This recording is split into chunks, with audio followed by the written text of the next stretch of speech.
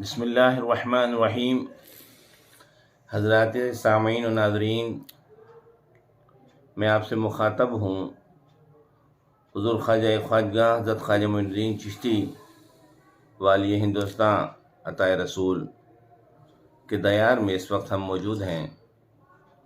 حضور غریب نواز جو بر صغیر میں مشہور و معروف ہیں، آپ کا عرس مقدس 2022 میں 810واں عرس ہو رہا ہے۔ 1 رجب سے 9 رجب تک بڑے ہی اہتمام کے ساتھ یہ عرس شریف منایا گیا۔ غریب نواز کی بارگاہ میں لاکھوں لوگ آئے، ملک و بیرون ملک سے بھی۔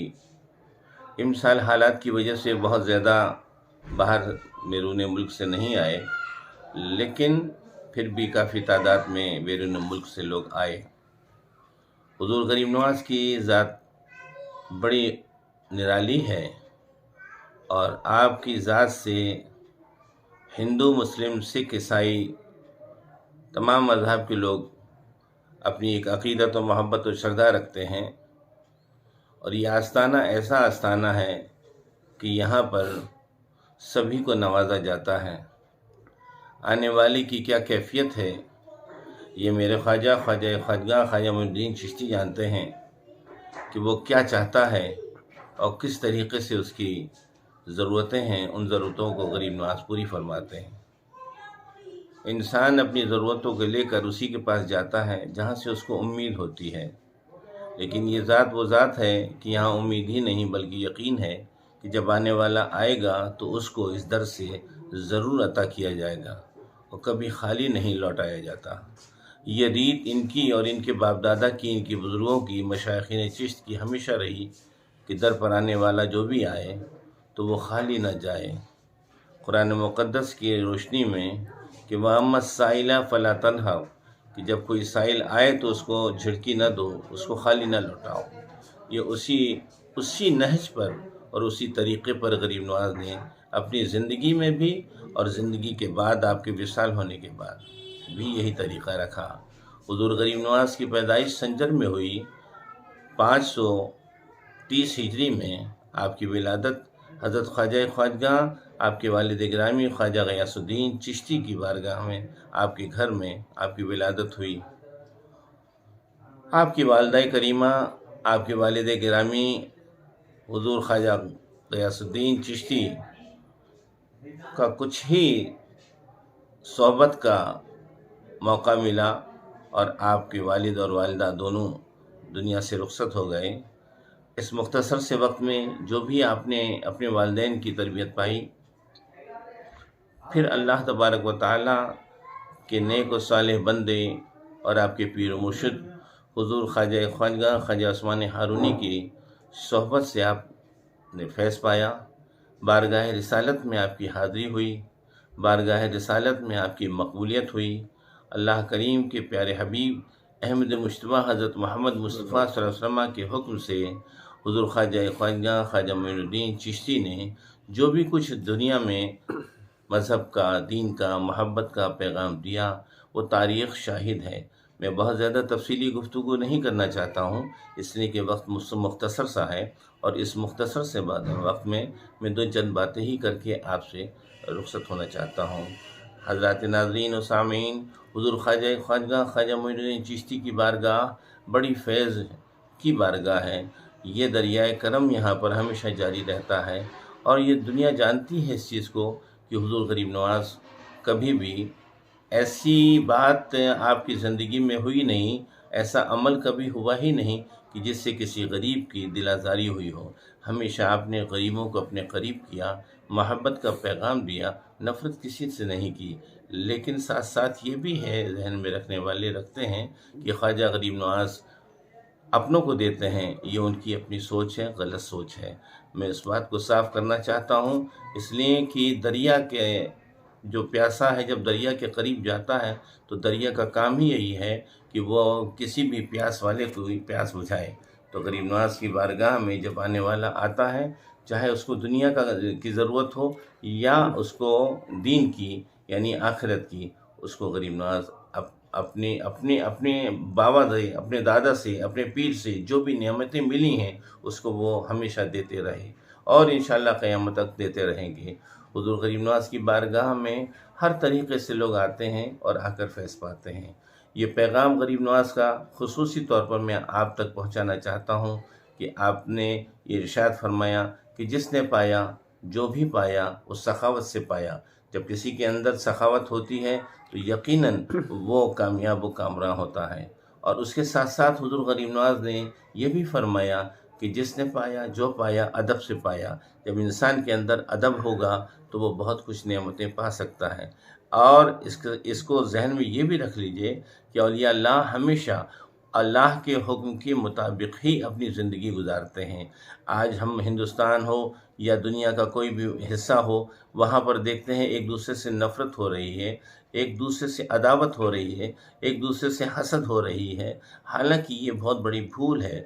انسان کو جو اس کے مقدر میں لکھا ہے اتنا ملے گا۔ اگر اس کو اس بات پر یقین ہے تو پھر وہ کیوں دوسرے سے حسد کر رہا ہے، کیوں دوسرے سے جلیسی کر رہا ہے، کیوں دوسرے کے اوپر وہ کسی قسم کی تنقید و تبصرہ کر رہا ہے؟ میرے عزیز دوستوں، ناظرین و سامعین، اپنی زندگی کے اندر آپ تبدیلی پیدا کیجئے، محبت پیدا کیجئے اور آپ کی زندگی کسی کے کام آ سکے ایسی زندگی ہو۔ آپ اپنے بچوں کے ساتھ، اپنے ماں باپ کے ساتھ، اپنے خاندان کے ساتھ، اپنے شہر کے ساتھ، اپنے ملک کے ساتھ ہمیشہ وفاداری اور محبت کا سلوک پیش کرتے رہیں گے تو انشاءاللہ تبارک و تعالیٰ آپ کی زندگی میں کامیابی و کامرانی ہوگی۔ یہ عرس مقدس کا بڑا مبارک و مسعود مہینہ کہ جس میں لوگ آئے اور آ کر اپنے من کی مرادیں پا گئے، اور جس کسی کی اولاد نہیں تھی تو شکرانے کے طور پر وہ حاضر ہوا اور اس نے بارگاہ خواجہ میں، چاہے وہ ہندو ہو یا مسلمان ہو، اپنے انداز سے اس نے شکر ادا کیا۔ اور غریب نواز کی بارگاہ میں جب آنے والا آتا ہے تو اس کے چہرے سے پتہ چل جاتا ہے کہ کس عقیدت و محبت سے آیا۔ جو لوگ آتے ہیں یقیناً وہ کامیاب ہوئے، اور جو کچھ امیدیں رکھ کے جاتے ہیں یہاں سے پھر دوبارہ آتے ہیں تو کامیاب ہو کر آتے ہیں۔ میری دعا ہے کہ اللہ تبارک و تعالیٰ ان کو دنیا میں بھی اور آخرت میں بھی کامیابی عطا فرمائے۔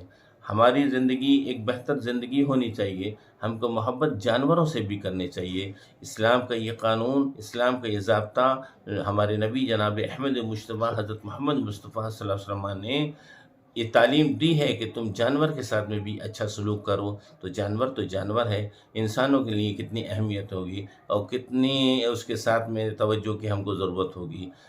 آپ دیکھیں اسلام کا ایک قانون یہ کہ اگر کسی شخص نے، ایک مسلمان جا رہا ہے راستے میں، اور راستے میں جانے کے درمیان میں اس کو کوئی ضعیف، کوئی معمر، ایجیڈ کوئی شخص، اور وہ اس کی برادری کا نہیں ہے، اس کے مذہب کا نہیں ہے، اور وہ صرف بتوں کو پوجا کرتا ہے، لیکن اس مسلمان کو معلوم ہے کہ یہ سامنے جو جا رہا ہے یہ میرے سے ایج میں زیادہ ہے، تو اسلام کا یہ قانون ہے، یہ ضابطہ ہے، اب لوگ عمل کریں یا نہ کریں، کہ اس شخص کو تاکید کی جاتی ہے کہ تو اس ضعیف شخص کے لیے تو راستہ دے دے اور اس کو تکلیف نہ پہنچا، اس لیے کہ وہ ایک ایجیڈ ہے، اور ایجیڈ کا خیال رکھتے ہوئے اسلام نے اس بات پر توجہ دی۔ اب رہا سوال اس چیز کا کہ لوگ اپنے آپس میں دل و دماغ میں یہ بات رکھتے ہیں کہ ہم کسی طریقے سے اس راستے سے نکل جائیں اور دوسرے کو ہم دھکا دیتے ہوئے جائیں۔ دھکا دینا یا تکلیف دینا یہ کبھی بھی اسلام نے پسند نہیں کیا ہے۔ اور خواجہ معین الدین چشتی نے تو لوگوں کو کس طریقے سے انہوں نے دلجوئی کی ہے، یہ تاریخ پوری شاہد ہے۔ انشاءاللہ تبارک و تعالیٰ کبھی موقع رہا تو اس پر ہم گفتگو کریں گے۔ میں ساتھ ساتھ ہماری اس عرس مقدس میں جو بھی کچھ انتظامات ہوئے، اور ہمارے چیف منسٹر اشوک گہلوت صاحب نے جو خصوصی توجہ کے ساتھ میں یہ لاک ڈاؤن کا جو پیریڈ چل رہا تھا اور عرس شریف کے سامنے رکھتے ہوئے لاک ڈاؤن کو بھی ختم کیا، جس سے ہزاروں لوگوں کو، لاکھوں لوگوں کو بڑی خوشی ہوئی، اور اپنے اپنے گھروں سے وہ سرکار کی بارگاہ میں، خواجہ کے دربار میں آ کر اپنی شردھا کو انہوں نے پورا کیا۔ وہ آنے والا بڑے خوش ہو کر گیا، کسی قسم کا یہاں پر کوئی ماحول میں خرابی نہیں ہوئی۔ شاسن و پرشاسن نے بھی بہت اچھی طریقے سے اپنے انتظام میں پوری دلچسپی رکھی، اور چیف منسٹر صاحب اشوک گہلوت صاحب نے بھی اپنا ایک سچا انسان ہونے کا ثبوت دیا کہ بزرگوں کے دربار میں یا مندر و مسجد کے اندر جب کوئی جائے تو آستہ سے جائے تو اس کو کسی قسم کی کوئی تکلیف نہ ہو۔ ہم امید کرتے ہیں کہ آئندہ بھی ہمارے چیف منسٹر صاحب اس پر توجہ دیں گے کہ خواجہ صاحب کے دربار میں آنے والے کو کسی قسم کی کوئی تکلیف نہ ہو، اور زیادہ سے زیادہ بہتر سے بہتر انتظامات کے اندر اور اضافہ کریں گے۔ میں تمام حضرات کا شکریہ ادا کرتا ہوں کہ جن لوگوں نے میری گفتگو کی اور اس گفتگو پر عمل کرنے کی کوشش کریں کہ محبت و پیار، محبت و بھائی چارگی اپنی زندگی کے اندر کام رکھیں، اور اسی میں ہماری کامیابی ہوگی۔ انسان اپنے چھوٹوں پر جب مہربانی کرے گا، اور ہمارے نبی احمد مجتبیٰ حضرت محمد مصطفیٰ صلی اللہ علیہ وسلم ارشاد فرماتے ہیں، من لم یرحم صغیرنا ولم یعقر کبیرنا فلیس منا، جو چھوٹوں پر اگر شفقت نہیں کرتا ہے اور بڑوں کی تعظیم نہیں کرتا ہے تو نبی صلی اللہ علیہ وسلم ارشاد فرماتے ہیں وہ ہمارا نہیں ہے، ہم میں سے وہ نہیں ہے۔ اب اس سے زیادہ اور کیا میں آپ کو اسلام کی بات بتاؤں۔ یہی طریقہ حضور خواجہ معین الدین چشتی نے اپنی پوری زندگی میں گزارا کہ وہ چھوٹوں پر شفقت کرتے رہے، اور جو ان کی عمر اور ان سے جو عمر میں زیادہ ہوتا تھا اس کی وہ عزت کرتے رہے۔ اسی پر میں اپنی گفتگو کو تمام کرتے ہوئے آپ سے رخصت ہوتا ہوں۔ بہت بہت شکریہ۔